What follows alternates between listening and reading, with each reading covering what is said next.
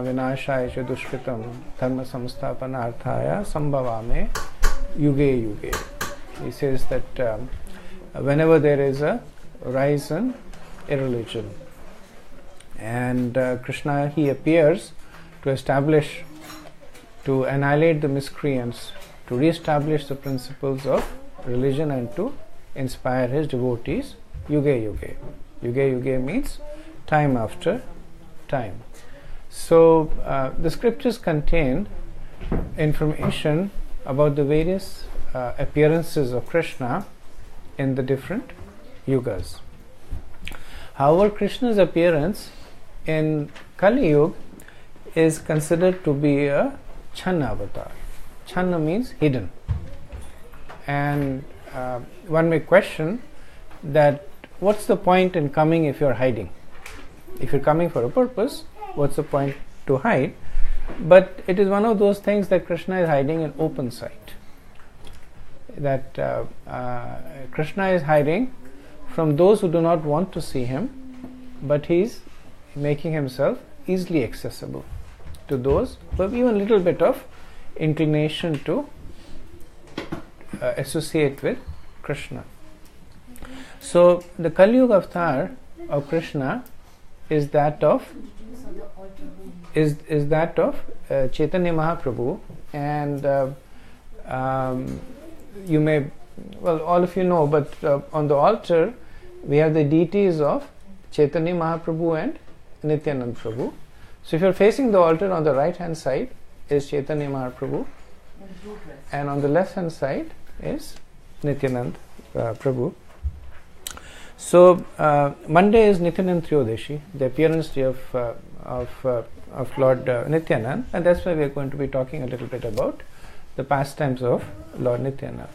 So even though Krishna's avatar in Kali Yuga is Channa or hidden, but it is still revealed in the scriptures. So in the Srimad Bhagavatam there is a conversation of Maharaj Janak and from Kharbanja Maharaj, and then he's asking him about all the incarnations of Krishna, past, present and future. And he talks about the incarnations in the past, and so this is a conversation that happens in Satyug. And then he starts talking about future incarnations in Treta Yuga and Dwapar Yuga. And then he says, what about Kali Yuga? And then he speaks this famous verse, Krishna Varnam Tusha Krishnam Sangopaka Astra Parshadam Yagya Sankirtana Praye Yajanti Hi Sumedhasha. That in the age of Kali, Krishna Varnam Tusha Krishnam, that Krishna will come, but his complexion will be golden. It won't be dark. Sango Prasad Parshadam. He will come with his weapons, and Parshadam is his associates. Yagya Sankirtana Praya. And what will his weapons be? His weapons will be Sankirtan. Sankirtan Yagya. That is Krishna's weapon. When he came in Dwapar Yuga, his weapon was his Sudarshan Chakra. When he came as Lord Ram, his weapon was his bow and arrow. But when he comes in Kali Yuga, his weapon is the holy name, Sankirtan. And Yajanti Hi Sumedhasha. And so that's where the key of the Channa avatar is given. That Sumedhasha is, Medhasha means people who are intelligent. And Sumedhasha is people whose intelligence is properly situated. So he predicted that people whose intelligence is properly situated will follow him. Yajante Sumedhasha, that they will follow him. For others he will be Chan. For others he will be hidden. So Chaitanya Mahaprabhu is not different from Krishna. And same person, slightly different mood. Krishna came in a Madhurya Bhav. That he was so sweet that when you look at Krishna's pastimes, they just enter your heart. And you can hear, so all of us, we have heard Krishna's pastimes from the time that we were children. We may have watched it on television, we may have read it in books, heard it from our parents and grandparents. We still hear them. We still like, when Krishna is fighting with Kamsa, it's not that we don't know how that fight's going to turn out to be. We know exactly how it's going to turn out to be, but still, we'll sit and listen to it. So that is Krishna's Navayovana, that he's ever fresh. His pastimes are ever fresh. So when Krishna comes, he does not come alone. He comes with his associates. Actually, in the scripture it is said that Krishna means Krishna and his associates. Krishna is never alone. Srila Prabhupada would never approve of any paintings of Krishna made by himself, and he said that does not represent Krishna. So if you see all ISKCON paintings, Krishna is always either with Srimati Radharani or with Lord Balram or with the Gopas or with his parents, or he's with his cows. He's always with his associates. So Srila Prabhupada will say Krishna is never alone. When you say Krishna, it automatically includes Krishna's associates, Krishna's holy dham, Krishna's name, Krishna's flute. They're all automatically included in Krishna. So a little over 500 years ago, Krishna appeared as Chaitanya Mahaprabhu, but even before he appeared, Krishna's associates started appearing. And just like Krishna, when he appeared in Dwapar Yuga with Lord Balram, in Kali Yuga, he appeared as Chaitanya Mahaprabhu, and his brother Balram appeared as Nityananda Prabhu. So just like Krishna is non-different from Chaitanya Mahaprabhu is non-different from Krishna, Nityananda Prabhu is non-different from Lord Balram. So Lord Balram appeared in the area of Ekachakra in currently it's in West Bengal. And a little bit about the appearance of Lord Nityananda. So there was a Brahmin living in Ekachakra. Ekachakra was a very flourishing village, and there was a Brahmin living over there who was very, very learned in the scriptures, and he was given the title as Ojha. Ojha means that one who is well accomplished in the Vedic knowledge. And he and his wife, they lived peacefully in that village, but they were not able to have children. All the children that they would have would die almost immediately after birth. So after a lot of prayers and after a lot of pilgrimages, finally one son was born that survived, and they called the son as Hadai. So Hadai also, like his father, he grew up to be a very learned Brahman and a Pandit. So he was known as Hadai Pandit or Hadai Ojha. So once it so happened that there was a close to the village of Ekachakra, there was the palace of the king and the queen, and as happens in married life, the king and the queen were quarreling. So it was a domestic quarrel, and things went from here to there, and at some point the wife started getting pretty heavy on the husband, saying that you're pretty much useless, and we have a daughter of marriageable age. You're so involved in your kingly duties, you do nothing to take care of the daughter, and you're supposed to take care of the whole kingdom. You're not taking care of your own family. So finally the king got fried out, and he said, okay, enough is enough. And he said, the first man that I see tomorrow morning, I will marry your daughter, or I will establish a relationship. Yeah. And so now the queen got a little scared, because the king had said what he said, and as a Kshatriya, his words, he was bound by his oath. So as happened providentially, that Hadai, he was doing his Hadai's father rather, Ojai was doing his puja of his deity of Lord Jagannath, and he ran out of flowers. There were no flowers to offer to the deity. So he went around the village, and coincidentally there were no flowers in the village. So then he said, okay, the king's palace is close by, and I know that in the royal garden there are always flowers. So I'll go and get some flowers from there. So he went there to pluck the flowers. It was early morning. So the king got up at the time, and the first person he saw was Pandit Oja. And he said, I have taken this vow that the first person that I will see in the morning, I will establish a matrimonial alliance for my daughter. So you're a qualified Brahman, do you have a son that my daughter can marry? He said, yes, actually I have a son of marriageable age. His name is Hadai Pandit. And so with lot of ceremony and pomp, the daughter of the king, whose name was Padmavati, was married to Hadai Pandit. And as dowry, the king, so this is the king, according to his own status, he gave opulent dowry, and he actually had a kund constructed as dowry. So if you go to Ekachakra, you'll see Padmavati kund over there that was constructed by the king as dowry for his daughter.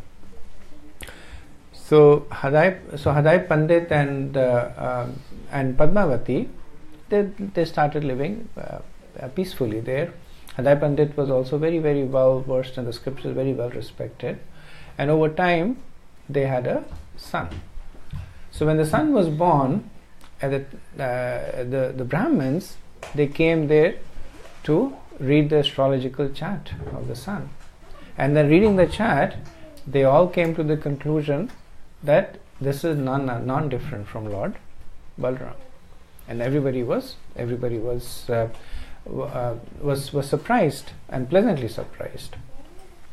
So in the name giving ceremony, the father was given the option that so based on I think that science is kind of lost now, but at the time, based on the muhurat and the nakshatra at the time of birth, they were able to pick suitable names to give to the child. So they said there are two suitable names that can be given to the child. One is Nityananda and the second is Ram. So the parents, they liked both the names, so they kept both the names for the child. So that is why he is known as Nityananda Ram. And as a child, the Nityananda is a long name, so it was kind of the diminutive affectionate form is Nitai. So Nitai is a contraction of Nityananda. So right from the time that Nityananda Prabhu was a child, he was very, very immersed in spirituality. And one of the favorite pastimes of his in the village was to do dramas, and he would write and direct and produce these really elaborate dramas of various pastimes of Lord Ram and Lord Krishna, and the villagers would be surprised because as a child he had not really read anything. He hadn't had access to the scriptures. He hadn't even learned how to read and write, but he would direct those plays with so much of details, and not only facts that were known, but also so much of facts that were, or so much of details that were not known. And all the children, they were very, very affectionate. Even the older children, very affectionate to Nityananda Prabhu. So they would all group around him. And so it was a lot of fun for the villagers that Nityananda Prabhu would organize these elaborate dramas of pastimes of Lord Ram and Krishna, and generally he would take the part of Lord Balram or Lakshman. So one of the plays that he had organized was that of the battle between Lord Ram and Ravan. And he had given a lot of detailed instructions about how this part would go, that part would go. So one of them in Ramayana, as you know, is that at one point the son of Ravan, Indrajit, he attacks Lord Lakshman with an arrow, after which Lord Lakshman becomes unconscious. And then there is the subsequent parts where Hanuman goes and gets the Sanjeevani herb, and and then is revived. So he had the whole play scripted. So when the play came in, at the time when the person who was playing the role of Indrajit shot an arrow at Lakshman, the part was played by Nityananda. So Nityananda fell down on the ground, and he stopped breathing. So everybody stopped the play at the time, and they kept trying to revive Nityananda. And he was a child, so the parents became very bewildered. They tried to awaken him, but he was completely without any external consciousness. And then finally, one of the village elders said that better to go through the subsequent scenes of the play. So then they enacted the subsequent scenes. The actor who was Hanuman went and came with the Sanjeevani, and then when it was administered, and then Nityananda Prabhu came to his external consciousness. So he was, in a way, he was the life of the village. Ekachakra was a very flourishing village, and just like we see when Krishna was in Vrindavan,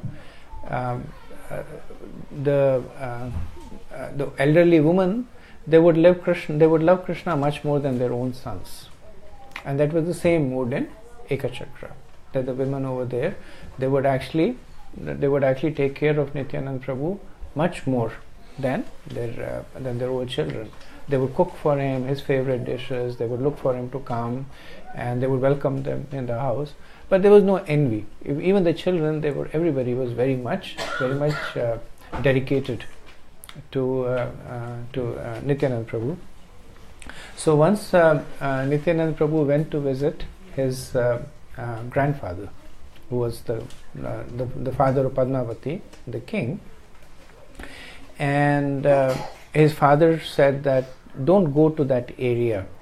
There's a very vicious and dangerous snake that lives over here. So that snake has an interesting pastime. It is given in Mahabharata that this is the pastime that after the Lakshagriha, when the Pandavas were sitting in living in the Lakshagriha, and it was burnt, so then they went out along with all the five brothers, Draupadi, Kunti. They went into the forest to stay out of any trouble that the Kauravas would create. So at that time, they were living in Ekachakra. They were living in the house of a Brahman in Ekachakra, and they began to notice that every week the whole village would go into a lot of despondency. It was like gloom over the village. And one day Kunti Devi came, and then she saw that the Brahmani, who was her host, she was crying piteously and lamenting. And then Kunti Devi said, "What's going on? Why are you crying like that?" And then she said that close to the village over here, there is a spot where there lives a huge Rakshas called Bakasur. So this is a different Bakasur from that in Krishna's pastime. But that Rakshas is very powerful, very strong, and he would come to our village and attack and kill people and completely destroy.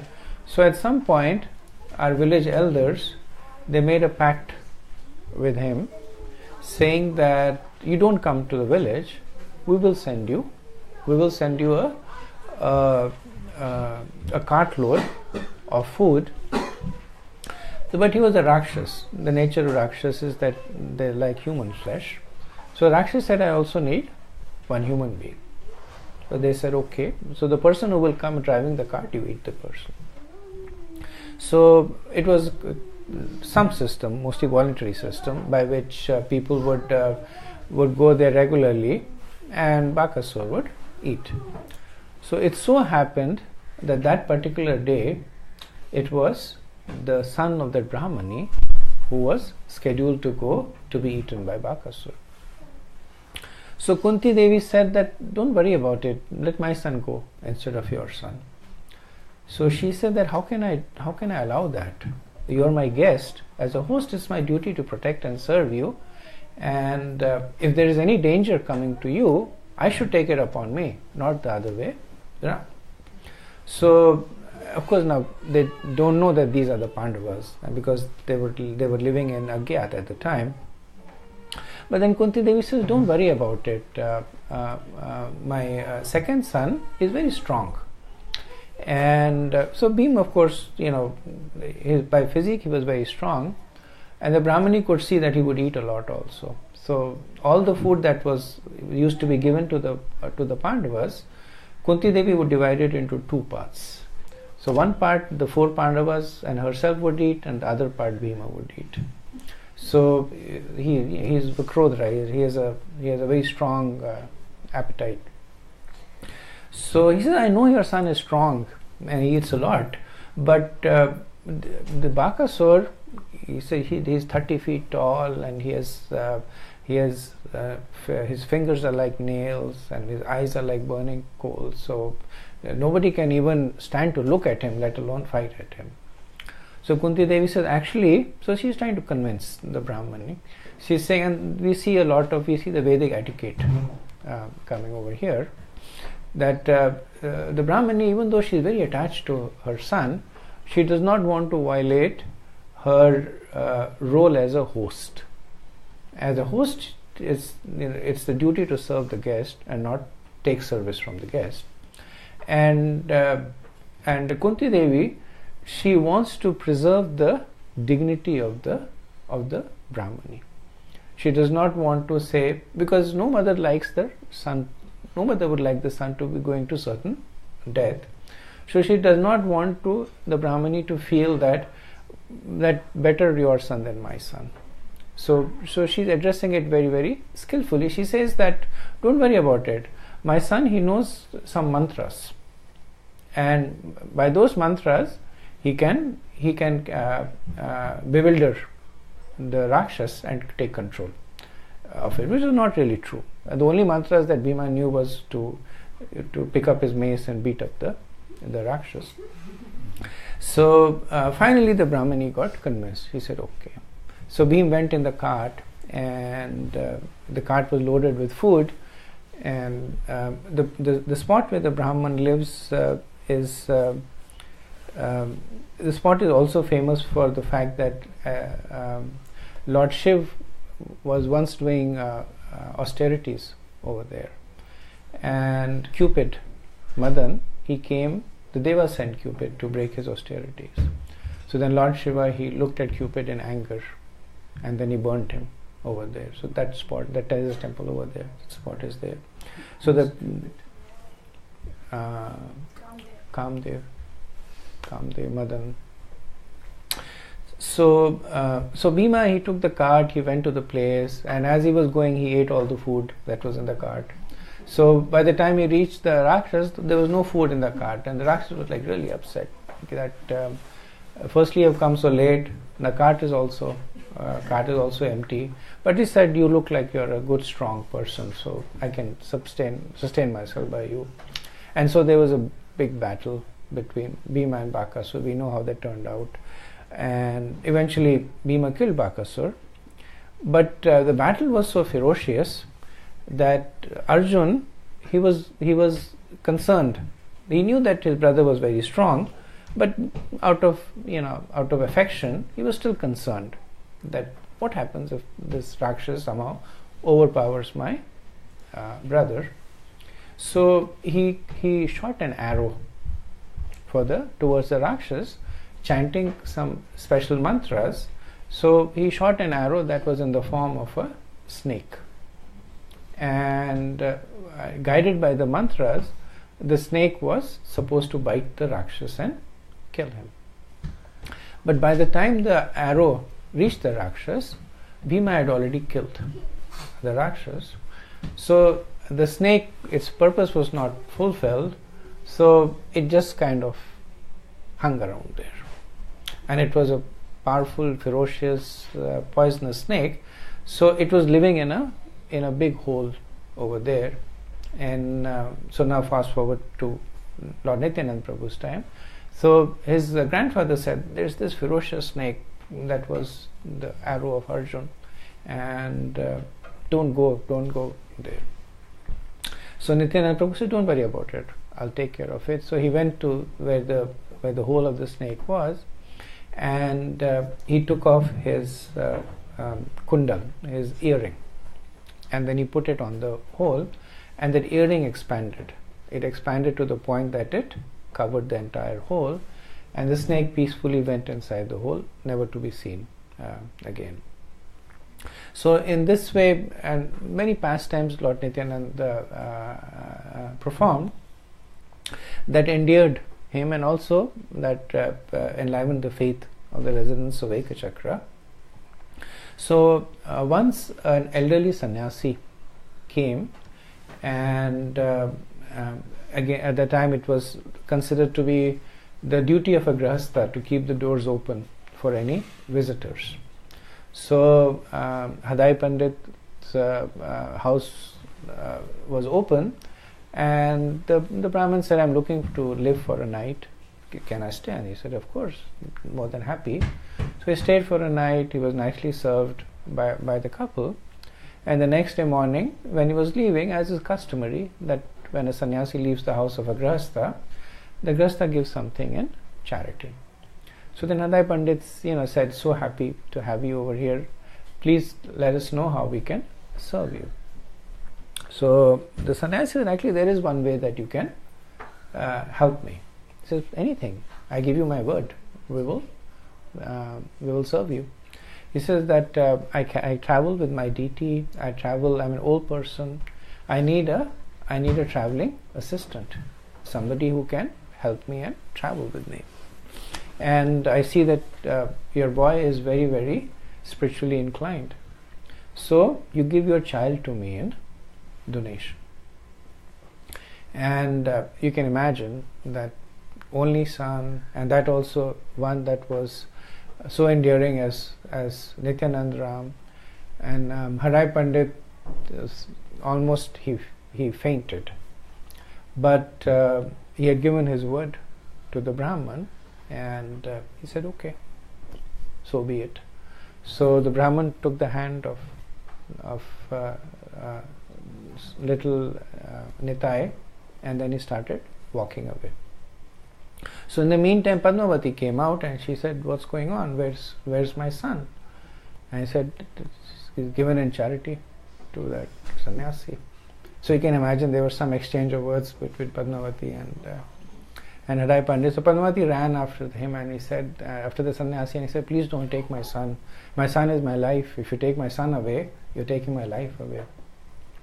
So the sannyasi, he took out a deity from his bag, and it's a deity of Krishna, and he said, you worship this deity, and as long as you worship the deity, you will never feel any separation from your son. Yeah, he said anytime you think about him or you want to be with him, you look at the deity and you'll see your son. You'll see your son. And then after that he disappeared. He disappeared after that. So so the plight of the whole village after that completely changed. Everybody was so attracted to Nityananda. Nityananda Prabhu was the life of Ekachakra. So both his parents, they were just like Dashrath and Kaushalya, completely desolate. They were barely eating, and in a very short while, both of them actually died. They left the body, and after that, almost everybody left Ekachakra, because there were so many places that were linked with pastimes of Nityananda Prabhu, and people were so used to seeing Nityananda Prabhu, and every time they would look at those places, they would get reminded of Nityananda Prabhu. So they left. So Ekachakra actually became a ghost town, became completely isolated and desolate. Many years later on, one of the wives of Nityananda Prabhu came to visit Ekachakra, and then she sees that the town is abandoned and the houses are dilapidated, and there is an old Brahman sitting over there. So she asked the Brahman that, I heard that Ekachakra was a flourishing city, what happened to it? And then he recounts this whole pastime beginning from Nityananda Prabhu's appearance to her. So it is also said that the elder brother of Chaitanya Mahaprabhu, Vishwarup, he was quite a few years. Nityananda Prabhu is about 20 years older to Chaitanya Mahaprabhu, and the elder brother of Chaitanya Mahaprabhu, I don't know how many years old, but he was quite a few years older than Chaitanya Mahaprabhu. So he had also left when Mahaprabhu was very small, just a few years old, maybe 5-6 years old. He had also left his house and taken sannyas and disappeared. So it is said that he had actually come to the village of Ekachakra and had merged into Nityananda Prabhu, because Vishwarup is considered to be so Lord Balaram, he serves Krishna in many ways. He's Krishna's garments, he's Anant Shesh, Krishna's bed, he's the spiritual world. In many ways he serves. So Vishwarup is considered to be an expansion of Lord Balaram. He's considered to be the Brahman thread of Krishna. So when he came back to Ekachakra, he actually merged into Nityananda Prabhu. So Nityananda Prabhu, he travelled with this sannyasi for a long time, and then after that he settled in Vrindavan, and he lived in Vrindavan for a very long time, waiting for the appearance of Chaitanya Mahaprabhu. So he took shelter of a great Vaishnava by the name of Madhvendra Puri. So the spiritual master of Nityananda, even though Nityananda Prabhu does not need a spiritual master, he is Adi Guru. So Balaram is the original spiritual master. All the gurus are considered to be expansions of Lord Balaram or Lord Nityananda. So he does not need a guru, but to set an example, just like Krishna became a disciple of Sandipani Manu, and Chaitanya Mahaprabhu himself, he accepted different gurus. So Nityananda Prabhu, he took shelter of Madhvendra Puri. And one of Madhvendra Puri's disciple is Ishwara Puri. And Ishwara Puri later on became the spiritual master of Chaitanya Mahaprabhu. So when Chaitanya Mahaprabhu's Leela became manifest, when he so to speak came out as a devotee, because earlier on he was playing the pastime of being a jnani, a scholar, a very, very famous scholar. At that time, Nityananda Prabhu, he left Vrindavan to come to Navadvip, where Mahaprabhu was staying. So second part of Nityananda Prabhu's Leela, I'll just pause over here and see if there's any questions or comments. Pyani? Lord Chaitanya had a lot of associates. Yeah. Why is Nityananda Prabhu considered to be elevated among the associates of Lord Chaitanya? Like, he's always there with Lord Chaitanya in the altar. Advaita Prabhu and all of them, they're not in the altar. Yeah. Why is that the case? Because he's Lord Balaram. So just like Krishna, Balaram has a more elevated position. Balaram is almost non-different from Krishna. So in the same way, Nityananda Prabhu, he's almost non-different from Chaitanya Mahaprabhu. So they are both personality of Godheads. So that's why they are there. Of the 5 associates that Chaitanya Mahaprabhu had, Nityananda Prabhu is Lord Balram. Advaita Acharya is an incarnation of Mahavishnu. And Gadadhar Pandit is considered to be an incarnation of Srimati Radharani. And Srivas Pandit is considered to be an incarnation of Narad Muni.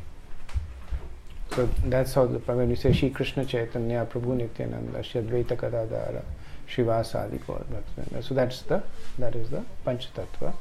So Lord Nityananda is Lord Balram. So almost, so Lord Balram is considered to be the same as Krishna, but with a strong mood of service to Krishna.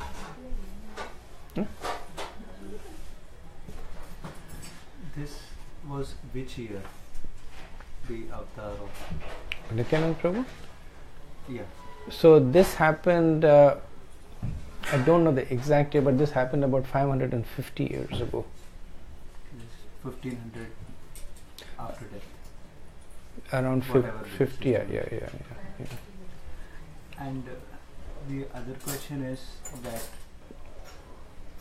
are we to understand that Lord Krishna will not take an avatar in Kali Yuga after the avatar of Chaitanya Mahaprabhu? So this particular yuga is considered to be a little different from other yugas. So let me finish what I'm saying. So it is said that there are scheduled incarnations and then there are special incarnations. So the scheduled incarnation in the age of Kali is Lord Kalki. And Lord Kalki, and you'll see that in one of the Dasa avatars, you'll see a picture of him. He comes towards the end of the age of Kali. So he is a scheduled incarnation. But the scriptures also say that in the 28th Chatur Yuga, which is considered to be a special yuga. Now why that is special is because Krishna deemed it to be special. But in the 28th Chatur Yuga, Krishna comes, in the Dwapar Yuga, Krishna comes himself. He does not come as Vasudeva. He comes as Krishna, Swayam Bhagwan. And in that Dwapar Yuga, Krishna again comes in the age of Kali as Swayam Bhagwan, as Chaitanya Mahaprabhu. There. Why I asked was because Yada Yada Hi Dharmasya. You see Yada Yada Hi Dharmasya Glani. And I had this question because in today's world, it is my personal opinion that dharma is not really upheld. Okay. It is a personal opinion, but it is apparent. It looks like it. And sometimes due to the helplessness of one particular individual, one feels that who will address this situation? And because it is overwhelming for one particular individual in thought. And that's why I asked this question to you. Otherwise, it's because. So your question is that in this particular age, dharma is weak. So why isn't there an incarnation of Krishna? Yes. Okay, it's a good question. It's actually a good discussion question. Does somebody want to opine on it? So the question Prabhu is asking is that in the current day and age, dharma is definitely debilitated. You can see it empirically and experientially. So if Krishna was to stay true to his promise, then he should incarnate, but he is not. Why not? He will come, but I think it needs to wait a little bit more. Things have to go a little more worse. It's not at worse right now. It still needs a little bit more. But if it's a reprogram. So you think it's not worse? Yeah, I think Krishna only knows that. okay. Thank you. I think that's what I also wanted to say, but then we're having spiritual meetings still, and so we're still upholding. There are still people who are believing. But very few people. Yeah, but there are still few which means that there is something to, even a small beach is what will make a big tree. So then if you have those few seeds, it's still potential for something big. So as long as you have that, unless it's completely massive, and then it's a yoga dharma also, like Satyayug, everyone was supposed to be good, they were only penances. Treta Yuga again, Lord Ram, he came, he said whatever he's upheld, the dharma and all. But there was a different dharma. If you try to follow what he followed in Treta Yuga, there is no way you are going to survive today. Same thing with Dwapar. In Dwapar, you know how it was more of strategy. In Treta, you never had these kind of politics and all. But Krishna himself, sometimes it was strategy. There was a lot of politics. And now in Kali Yuga, it is even more. So Why I say that? Because we use this term dharma very as if everybody knows its meaning. But as we talk in English, which is the established language, dharma translates to religion. And religion does not mean dharma. that's true. People don't know the meaning of dharma. And we just go by what is established as a rule or law. But people don't even know the meaning. I think Krishna is always there. He will be always there. He was there. So it's our self-realization, how we can see. People see it. People see even everything. In everything, people see Krishna. Some people even Krishna himself will come. It's only their own the things they cannot see. So the way we will clean ourselves, we will be able to see him. And it's not kind of only form like he will come and kill the bad guys and save all those things. So people see the all bad and good qualities are inside us, and that is the people clean us and we'll take it away. I think it this way. The other point is, even when Chaitanya Mahaprabhu came, at that time the situation, as you were explaining earlier during this last time, the situation was bad. Hinduism was almost depleting, which is when Chaitanya Mahaprabhu came and he again established sort of dharma through Sankirtan. And after that, there have been his messengers, Krishna's messengers coming up as to establish and remind. So it's not completely, there was never a point where it was completely forgotten. And even Prabhupada, who came and kind of reminded everyone, and whoever was listening to him, they had an opportunity. So even in today's time, as Mataji was saying, there's an opportunity. And as long as there's opportunity, that which is provided by Krishna, he's here. So I think it's not required at this point for him to come. It'll be good. Krishna decide. It'll be good. He's the judge. He's the boss. But to his point, a lot of things are happening bad, and I think there's no control. I mean, we have to look at the positive part probably and ignore or pray to Krishna that those things. I mean, what can you do? Right. But if there is bad, then only you will know what is good. So whenever you see something bad, then you know what to do right. So whenever you see a bad person doing something bad, you know what you should not be doing. I mean, he's concerned that 90% of that things is are okay. bad. Yeah. Good people can continue to remain good, but the bad people are not addressed. And we shut our eyes is fine. We are okay. We can preserve our mode of goodness. I can understand that, but they need to be punished. No, we don't shut our eyes. Like if someone is killing a tree, you're not going to let them do that. You're still going to go and say, please don't do that. If someone is hurting a dog, then you'll say, please don't do that. So you're going to stop people. But if they listen or not is up to them and their karma. And again, all that is Bhagavad Gita, where it says you go through your cycles. So the soul has to evolve. So unless you have all these evolved souls, you're going to continue to do that. When Krishna will come cannot be anywhere answered by us. That is true. No, so as Prabhuji said, like special incarnations are not, they can happen anytime. Whenever Krishna feels the need. So Kalki, when we say, is the scheduled incarnation when we'll have the end of Kali Yuga and beginning of Satyuga, right? Right.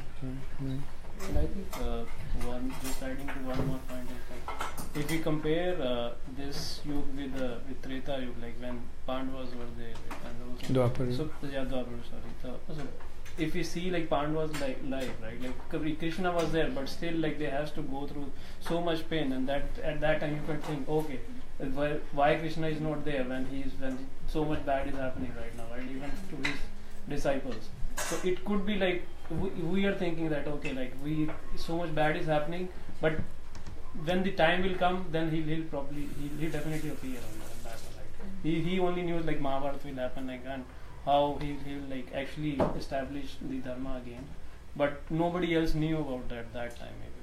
So if we compare that, we still have time. Right. I think to some nature, it's the material world. Prabhupada would give the example: you go to prison, you'll find all criminals over there. They all have criminal tendencies. So even if you go to a first-class prison, and I don't know if it is there anymore, but Prabhupada would give the example that if you do like a white-collar crime, you go to a first-class prison where the incarceration is not very severe and you get more time off. But if you are a really bad criminal, you go to a prison where they probably, more stringent conditions apply. But they're all prisoners. So Mataji, do you mind? Thank you. One more thought comes to mind. I read about the presence of Guru in one's life. That you have Guru in your life doesn't mean that you won't have problems, but that you will be able to succumb them. You'll be able to face them. So I guess if we are devotees, then we are protected in some way. So it doesn't mean we won't have problems or we won't encounter bad people, but there will be some way by which we are protected. Right. Or we meet the right people, we have the right associations. So all of us sitting here also have the option of doing a lot of things outside, but we come here because firstly we've chosen, but also that in some way we are protected. And this is spirituality, but the mode of goodness, it is still prevalent in today's time, I feel. I mean, there are bad elements, but mode of goodness is there. The modes are there. Give a percentage. No. Sorry. So I was saying that the nature of the material world is that there will be people who are sinful, because it's people like us who come to the material world. By nature, we are sinful.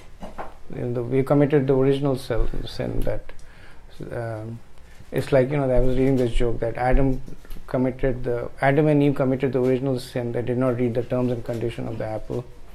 So we committed the original sin of not understanding our true relationship with Krishna. So we are here, and you have to realize, Prabhu, that the sins that you're seeing outside are taking roots from within you. That is one of the most important things to it. The moment you start thinking that this person is sinful, this person is sinful, this person is sinful, that is a clear reflection. That Bhaktivinoda Thakur would say that if you want to find out what are your defects, you find out that what are the defects that you're seeing in other people. Because just like the eye cannot see itself, difficult for us to be objective about ourselves. And Bhaktivinoda Thakur says it is the nature that you can't see. Let me complete. Thank you. So I see you. So one thing is that it's not that you are surrounded by sin. It is that you are part of that, or whatever that is happening. Second thing to understand is that Krishna is always incarnating. In the Bhagavatam it is said Krishna has millions of incarnations like waves in the ocean. And how does he incarnate in the age of Kali? He incarnates in the form of his holy name. In the Srimad Bhagavatam, towards the very end, when the Bhagavatam is being finished, then Sukadev Goswami, he says to Parikshit Maharaj, Kalera dosha nidhe rajan astiya eka mahaguna kirtana deva krishnasya mukta sang param brajet. He says that after you die, the age of Kali is going to come. And he says, Kalera dosha nidhe rajan. This age of Kali is full of doshas. Astiya ek mahaguna. But it has one redeeming quality. Mahaguna means not just a normal redeeming quality, a greatly redeeming quality. Kirtana deva krishnasya. just by chanting the name of Krishna, Mukta Sang Param Rajet, that you will be liberated from the material association and Param Rajet, get into the spiritual world.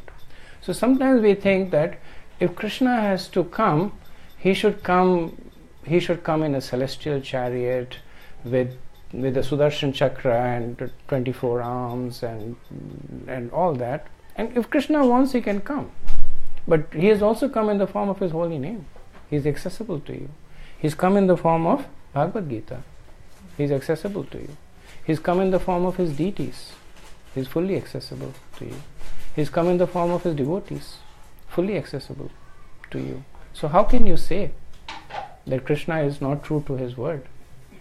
Right? He is more than true to his word. I think we should also realize that we should do our part.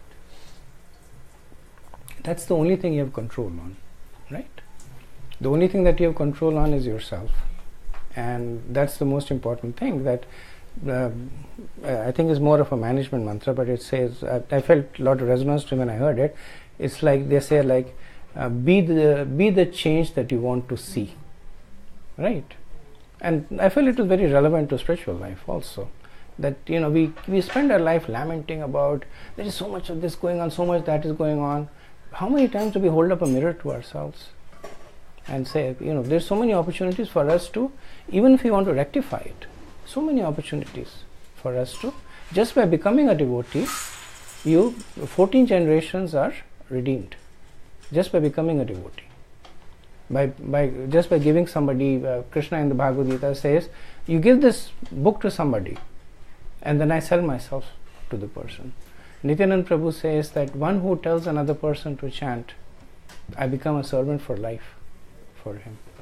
So many opportunities are there, right? Why should we sit like this and say, where's Krishna? Why isn't Krishna coming? Why isn't there servant of mine called Krishna coming and taking care of all the dirt? We need a sweeper over here. Why isn't Krishna coming over here? Right? That should not be our attitude. You had a comment? Sorry. One question, Prabhu. I missed that one line in your when you were telling the story. How did people in the village recognized Nityananda Prabhu as Balram? What did they? How did they? Balram, so I guess one was that when he was born, there was the astrological prediction that he is not different from Lord Balram and Lakshman. And second was just, Krishna by nature is attractive. So everybody was... Chaitanya Mahaprabhu, they saw his feet and the sign, and it was similar to how it was for Krishna, so something like that. It wasn't similar. When Chaitanya Mahaprabhu, it was very... the pastimes are parallel that Chaitanya Mahaprabhu's grandfather, he came and he was a famous astrologer. He made the prediction that he is non-different from Krishna, similar to that of Nityananda Prabhu. But more than the prediction, it was by the conduct. Okay. By the conduct that they became attracted to him. So, what I think? Looking at the world circumstances right now, when Krishna comes, it won't be, these days atom bomb, hydrogen bomb, everything is going so quick. There'll be millions of people will be dead immediately. There's, I'm saying, no saying so. So Krishna is not going to come, doing small things. He'll come in as an atom bomb or hydrogen bomb and will just wipe the whole. Majestically. Yeah, that's the way I feel like that's going to be. He could, but the point I'm making is that Krishna has come. Yeah. Why are we saying that Krishna, is not here? Krishna is here. Yeah. He is here. The acharyas tell us that he is here amongst us, and it's for us to turn to him. Any other points, questions? I think just like sorry. So I have it on behalf of Kush. So Chaitanya Mahaprabhu is an incarnation of Radha and Krishna, right? He is Krishna. He's only Krishna. He is Krishna who came in the mood of Srimati Radharani. Complexion mode of Oh, okay. And Gadadhar Pandit is actually Gadadhar Pandit is Gadadhar Pandit is Radharani with her mood stolen by Krishna, by Chaitanya Mahaprabhu. So Radharani has this mood of has this mood of excessive familiarity with Krishna. She does not consider Krishna to be God, right? She'll fight with him and etc. So, but he also has Mahabhav. Mahabhav is something that only Radharani has, which only Chaitanya Mahaprabhu displayed, which is intense, excessive attraction to Krishna. So Chaitanya Mahaprabhu stole that mood from Srimati Radharani and came as Chaitanya Mahaprabhu. So without that mood, Srimati Radharani becomes Rukmini Devi. Because Rukmini Devi, she is an expansion of Radharani, but she has the mood of a dutiful wife. She is more Aishwarya. She understands Krishna as God. She understands Krishna as her husband. She worships him. She waits head to foot on him. She's there, to serve him, whatever. There. So she won't do things like Srimati Radharani, like Radharani ties up Krishna and leaves him and goes away, and and then she chastises. Rukmini Devi, she will never do things like that, right? So Gadadhar Pandit kind of had that mood of Radharani in the mood of Rukmini Devi. Yeah? Okay. Any other questions, comments? Oh no, that's fine. Okay. So when Chaitanya Mahaprabhu started his manifest Leela, then at that point Nityananda Prabhu he came to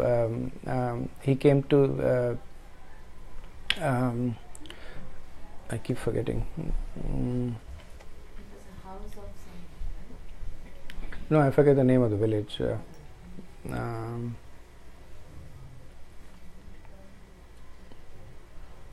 Okay, I'll come back later. But Nityananda Prabhu, and this is just transcendental games. Shantipur is Advaita Acharya's. So he came there, and but he did not go straight away to the house of Chaitanya Mahaprabhu. He went and hid in the house of Chandrasekhar Acharya.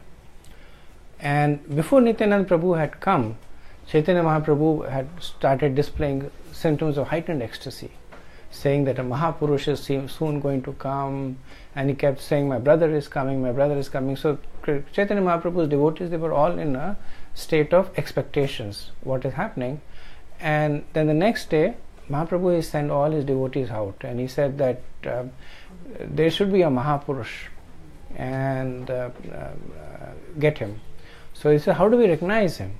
I said, don't worry, you'll see him, you'll recognize him. And if you have a problem recognizing him, chant Krishna's name in front of him, and you will see the difference. So they went and they searched the entire village, but they did not find Nityananda Prabhu. And they came back and they told Mahaprabhu that nobody here. And then Mahaprabhu, so he understood that Nityananda Prabhu was playing games. So he said, okay, come with me. And then he went with them straight away to the house of Chandrasekhar Acharya. And then Nityananda Prabhu was sitting over there. So the acharyas say that this is somewhat the mood. So Nityananda Prabhu is Adi Guru, and Chaitanya Mahaprabhu is Krishna. So we are able to get shelter of Guru by the mercy of Krishna. So getting shelter of a Guru is something that has to be taken with a lot of gravity. Sometimes people say that, how do I know that this Guru is right for me? How do I know if I should take a Guru? Sometimes people say, I don't feel the need for a Guru. Prabhupada would say, and our Guru Maharaj also says, the best thing is you pray to Krishna, because in a way greater than Krishna is Guru, because Guru gives you Krishna. So pray to Krishna that please reveal my spiritual master to me. So just like the people over the village, on their own they could not find Nityananda Prabhu, they could not find the Adi Guru. But by the mercy of Chaitanya Mahaprabhu, they were immediately, he took them right to the Adi Guru. And then by the mercy of Guru, one gets Krishna.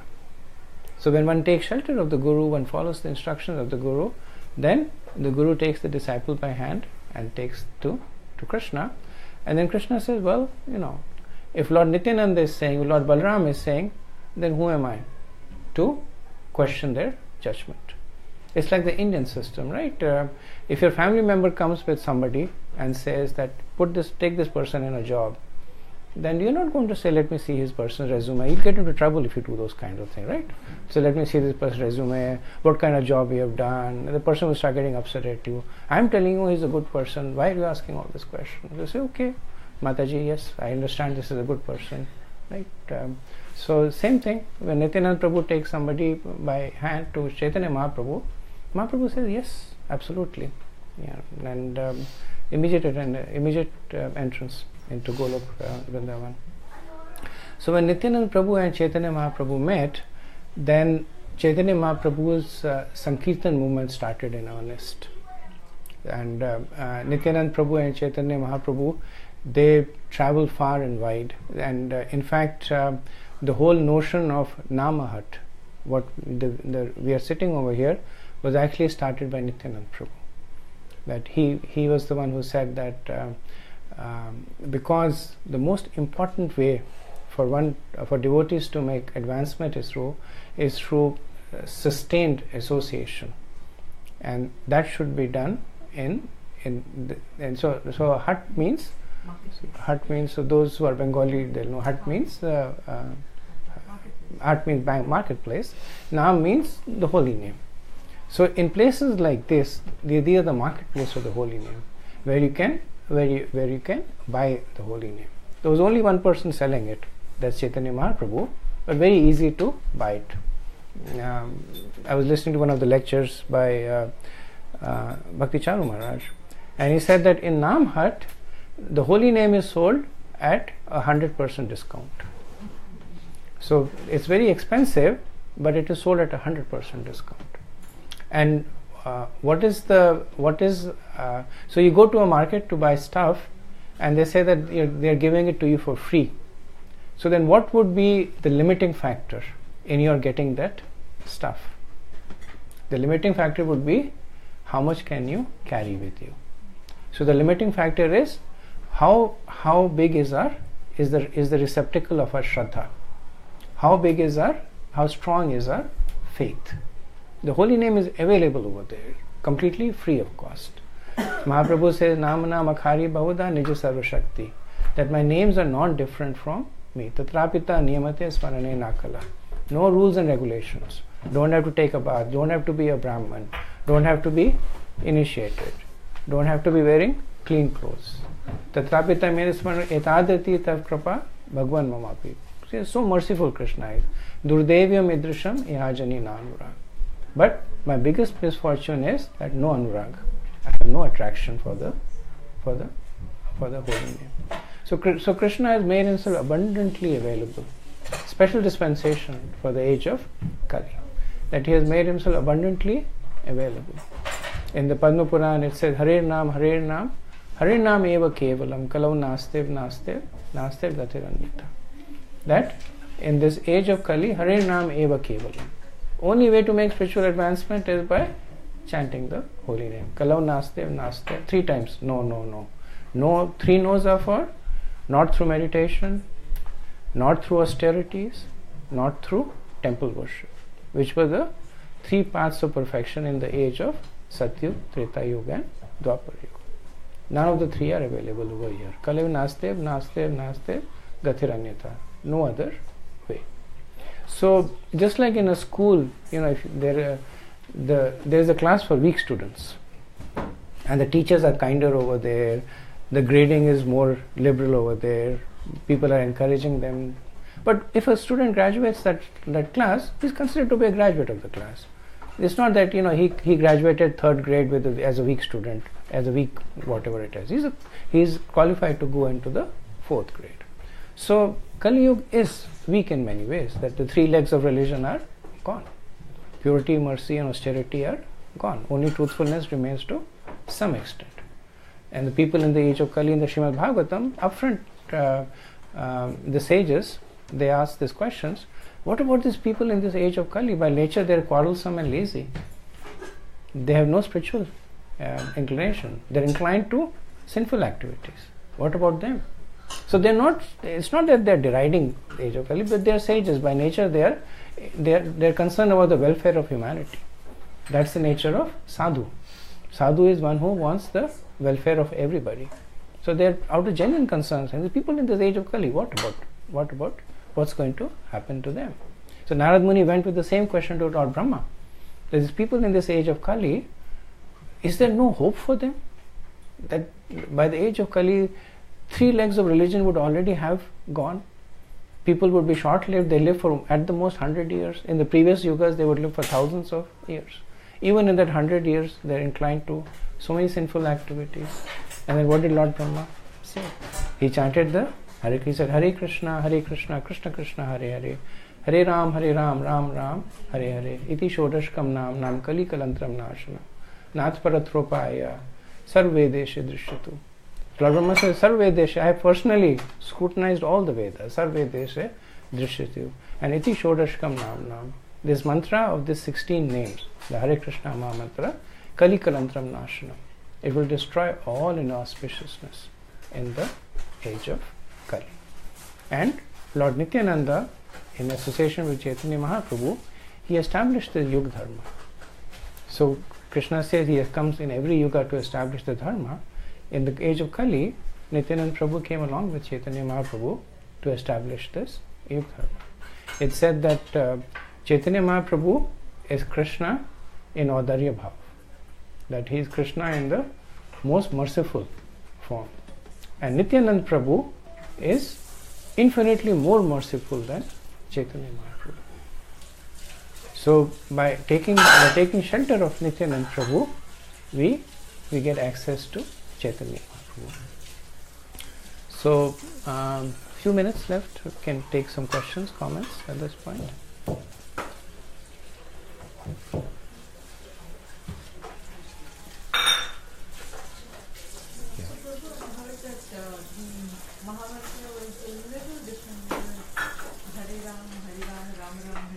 Yes.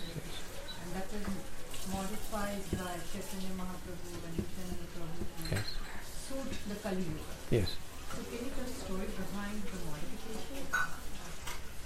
So it's one of those things that Chaitanya Mahaprabhu did to. So in the mood of a preacher, he did several things to reduce friction. So the Hare Krishna Maha Mantra is present in the Vedas as a Vedic mantra, as Hare Ram, Ram Ram, Hare Hare. At the time, so this is around 500 years ago, it was only the Brahmins could recite Vedic mantras. So unless one was a Dvija, unless one was born in a Brahmin family and second initiated, they would not be given access to the chanting of the Vedic mantras. So Chaitanya Mahaprabhu, he switched the Krishna and the Ram and said this is not a Vedic mantra, it's a different mantra now. But it's the same because when you chant in a circular way, it becomes the same. So it's different but yet the same. But in doing so, he dissipated a lot of possible angst. I mean, even despite the fact he did that, he actually ironically faced more challenges from Hindus than from the Muslims. And the challenges that he faced from the Muslims was on the instigation of Hindus. That the Brahmins would say that these two, so even though they were not brothers, but they would call them brothers, Chaitanya Mahaprabhu and Nityananda Prabhu, that these two brothers, they're on the streets singing this holy names. It is forbidden to do so. It should be only done in your house, in solitary, under the tutelage of a priest. So, and then at the time, at least in Gaudadesh, the prominent worship was that of Durga Devi. So then the Brahmins would complain that this will upset Durga Devi, and she will come, and everything that went wrong, they would say that this is what is wrong. So Mahaprabhu and Nityananda Prabhu, they were basically kind of navigating all these challenges that were put by them in order to establish the Yuga Dharma. And as we can see, the Chaitanya Mahaprabhu, he did two things. So at one end he established Sankirtan, which was openly chanting holy name, no qualifications. At the other end, he established the Vaishnava theology, deep Vaishnava theology. Through the 6 Goswamis, he instructed them. So, to the point that there was no other sampradaya that could actually come and challenge the Vaishnavas on the Vedas. Everything that was done was basically sustained and predicated on Vedic instructions. So he wanted to make sure that everything is being done according to the scriptures and is being done in accordance to the time, place and circumstance there. And this changing of the holy name, of the mantra, is one of the more obvious cases of that. So, like, and continuation with that one, how come Haridas Thakur, he was given the acharya of Mahamantra, right? Yeah. If I'm not wrong. So, Yeah. so he was a Muslim as Yeah. by religion. So how does that happen? So Haridas Thakur was a Muslim by birth, but he was also a very committed devotee of Krishna, of Chaitanya Mahaprabhu.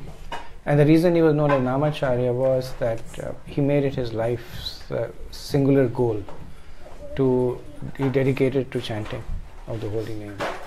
So he was held up as a devotee who exemplifies that mood.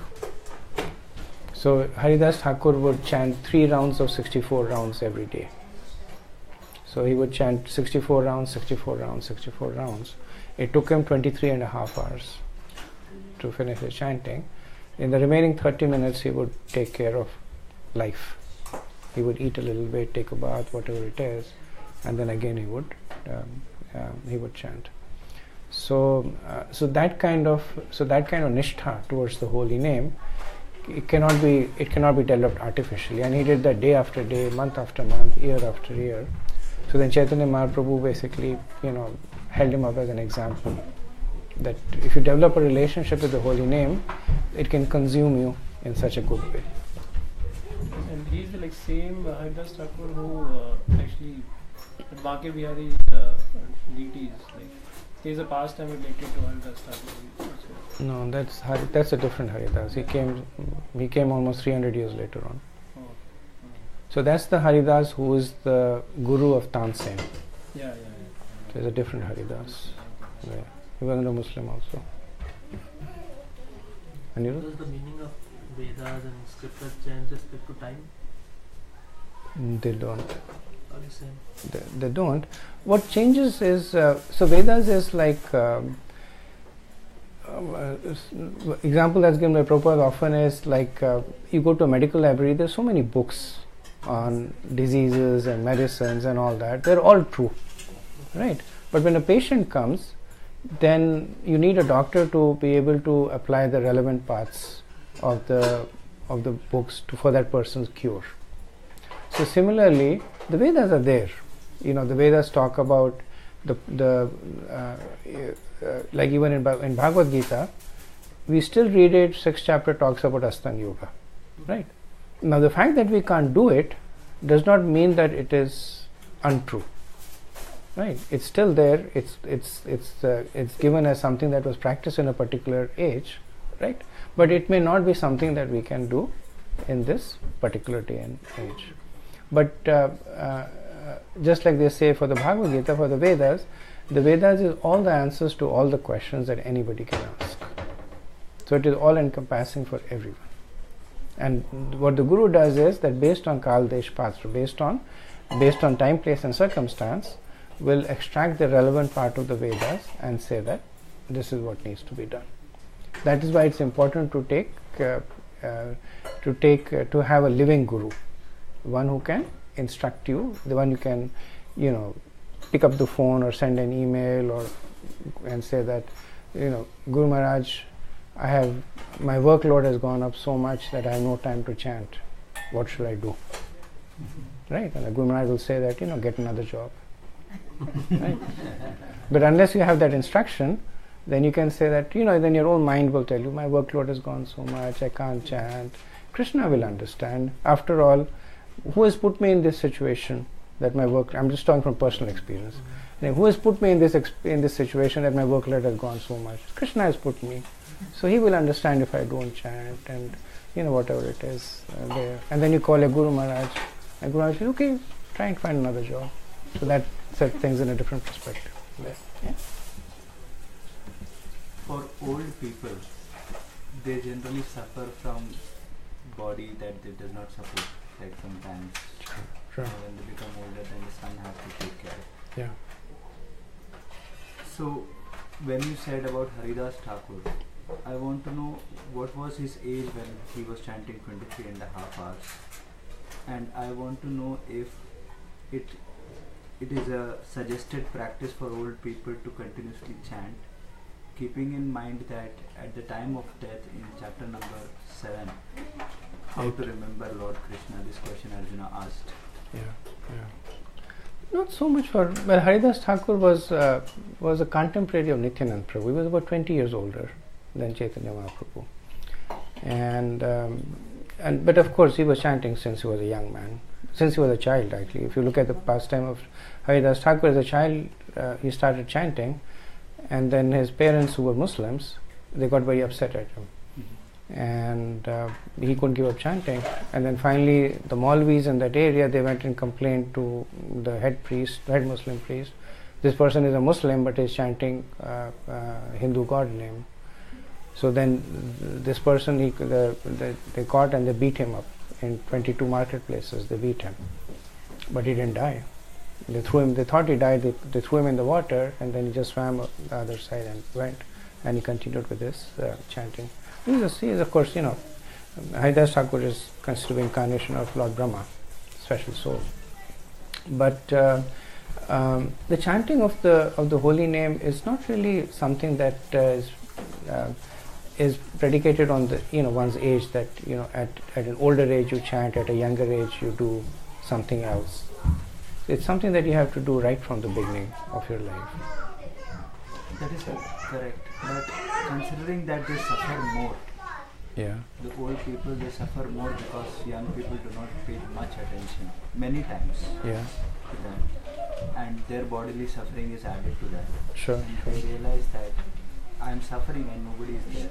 sure, When these two things are combined, then they experience that.